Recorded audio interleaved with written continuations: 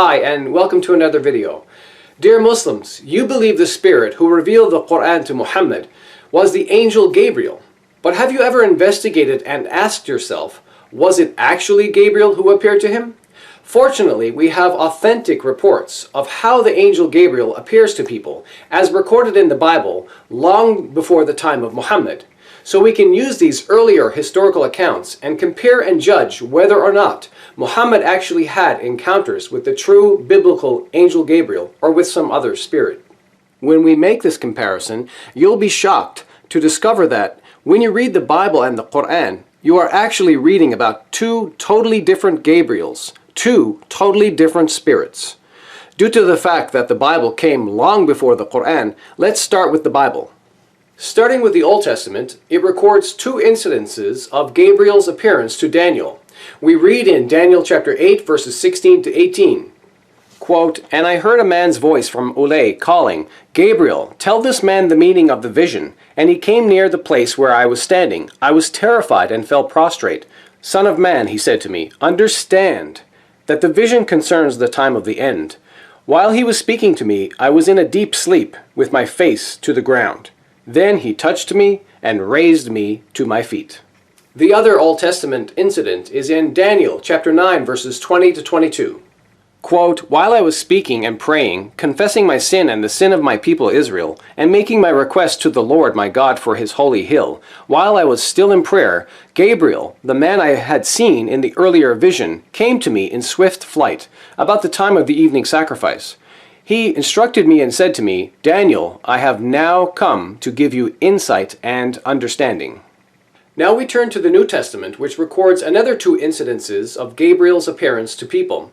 We read in Luke chapter 1, verses 13 and 18 to 19, Gabriel appeared to Zechariah.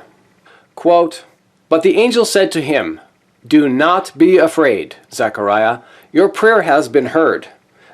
It goes on to say, Zechariah asked the angel, "How can I be sure of this? I am an old man, and my wife is well along in years." The angel answered, "I am Gabriel. I stand in the presence of God, and I have been sent to speak to you and to tell you this good news." And the other New Testament incident is in Luke chapter 1, verses 26 to 30, where he appears to Mary. Quote, "In the 6th month, God sent the angel Gabriel to Nazareth, a town in Galilee, to a virgin pledged to be married to a man named Joseph, a descendant of David. The virgin's name was Mary. The angel went to her and said, 'Greetings, you who are highly favored. The Lord is with you.' Mary was greatly troubled at his words and wondered what kind of greeting this might be. But the angel said to her, quote, 'Do not be afraid, Mary, you have found favor with God.'" End quote. So, as you can see, there's at least two noticeable facts about the angel Gabriel in these biblical accounts when he appeared to Daniel, Zechariah, and Mary. Number one, Gabriel is known to bring calmness and help relieve the fears of people. As we saw already, Daniel was standing, but fell prostrate because he was terrified. So Gabriel touched Daniel and raised him back to his feet, which indicates Gabriel made Daniel feel more secure or calmer again. Additionally, we saw on two other occasions, Gabriel specifically told Zechariah and Mary, quote, "Do not be afraid," end quote. Number two, Gabriel is also known for making sure people understood the message he was bringing, as we saw when he spoke to Daniel saying, quote, "I have now come to give you insight and understanding," end quote. So Daniel was not left in a state of confusion. Now, in light of these two facts about Angel Gabriel, let us now compare these earlier historical biblical accounts with Muhammad's much later alleged encounters with Gabriel, to judge whether or not his encounters were with the true biblical Angel Gabriel or with some other spirit. Turning now to Islamic sources, we find the Quran has only two clear references to Gabriel where he is mentioned by name. However, unlike the Gospel of Luke, where Gabriel is specifically identified as an angel, the Quran's references to Gabriel are not very helpful at all, as it gives us the impression that Gabriel may not even be an angel. Let me briefly show you what I mean. The two references to Gabriel in the Quran are found in chapter 2, verses 97 and 98, and chapter 66, verse 4. Not only does neither passage actually identify Gabriel as an angel, looking at the clumsy way the Quran is written, it actually appears to distinguish Gabriel as a being different from the angels. Quran chapter 2 verses 97 to 98 says, quote, من كان عدوا لله وملائكته ورسله وجبريل وميكال فإن الله عدو للكافرين. Say, whoever is an enemy to Gabriel, he it was that brought it down upon thy heart by the leave of God, confirming what was before it, and for a guidance and glad tidings to the believers. Whoever is an enemy to God, and his angels, and his messengers, and Gabriel, and Michael, surely God is an enemy to the unbelievers. While Quran chapter 66 verse 4 says, quote, If ye twain turn unto Allah repentant, for your hearts desired, and if ye aid one another against him, meaning Muhammad, then lo, Allah, even He, is his protecting friend, and Gabriel, and the righteous among the believers, and the angels are his helpers. وجبريل وصالح المؤمنين والملائكة بعد ذلك ظهير.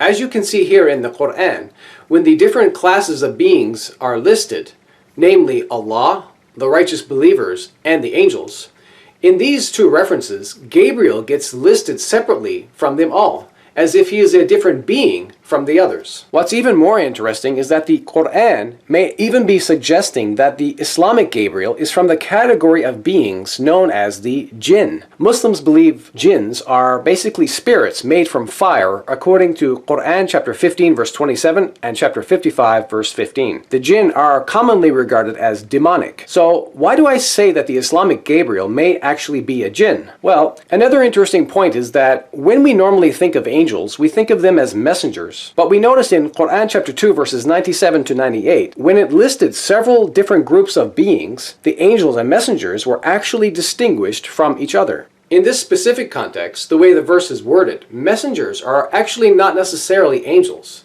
In Islam, messengers may also come from the jinn spirits also. We see this Islamic teaching in Quran chapter 6 verses 130 and 131. Where Allah is said to send messengers from both men and jinn. Quote, O ye assembly of jinns and men, came there not unto you messengers from amongst you? يا معشر الجن والإنس ألم يأتكم رسل منكم.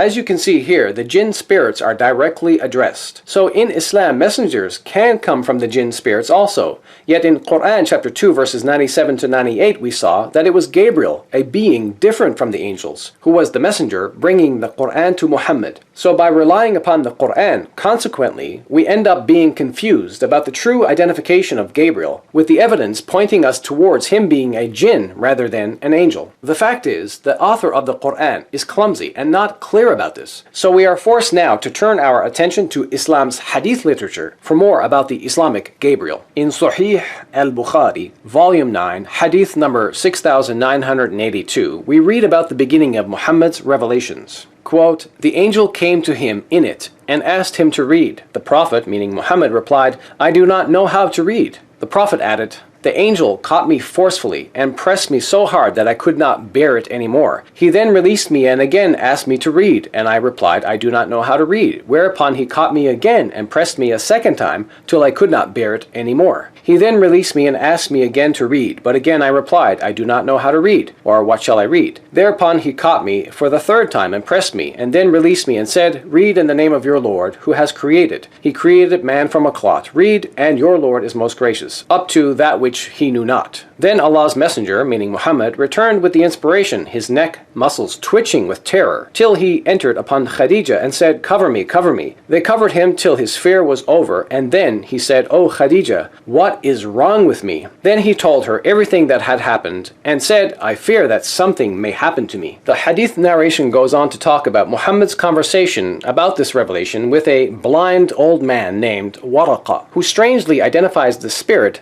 by the name Namus. And then the narration says, quote, But after a few days, Waraqa died, and the divine inspiration was also paused for a while. And the Prophet became so sad, as we have heard, that he intended several times to throw himself from the tops of high mountains. And every time he went up the top of a mountain in order to throw himself down, Gabriel would appear before him and say, O Muhammad, you are indeed Allah's messenger in truth. Whereupon his heart would become quiet and he would calm down and would return home. And whenever the period of the coming of the inspiration used to become long, he would do as before, But when he used to reach the top of a mountain, Gabriel would appear before him and say to him what he had said before. Wow, what a total contrast between the biblical accounts of Angel Gabriel and those in Islam.